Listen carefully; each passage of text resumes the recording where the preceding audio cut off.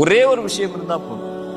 நல்லா கேட்டுக்கோங்க, எனக்கு சொல்றேன், ஒரே ஒரு விஷயம் உங்களுடைய வாழ்க்கையில் இருந்தா போதும். அல்லாஹ் உங்களை பாதுகாத்துக்கிட்டே இருப்பான். அந்த பாதுகாப்புல இருந்து நீங்க விலகவே மாட்டீங்க. அந்த ஒரு விஷயத்தை மட்டும் உங்களுடைய மௌத்து வரைக்கும் நீங்க கடைபிடிச்சீங்கன்னா போதும். ஃபஜ்ர் தொழுங்க.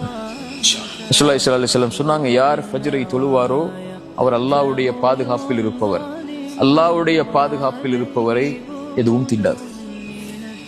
ரசூலுல்லாஹ்வுடைய வார்த்தை இல்லையா?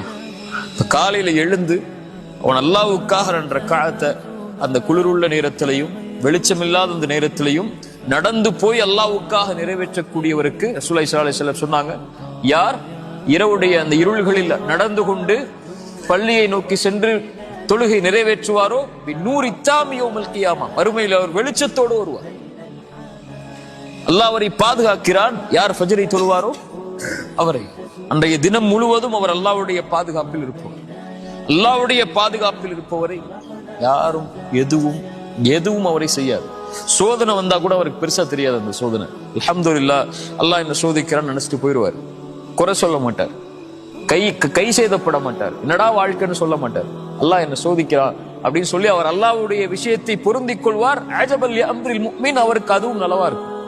அல்லாஹ் அவருக்கு அவர் சந்திக்கக்கூடிய சோதனையை விட சிறந்த ஒன்றை அல்லாஹ் கொடுத்துருவான். அல்லாஹ்வுடைய பாதுகாப்புல இருக்கிறவருக்கு நலவு வந்தாலும் அல்ஹம்துலில்லாஹ் அல்லாஹ் என்னை பாதுகாத்து இதை கொடுத்திருக்கிறான்னு சொல்லுவான். சரியா?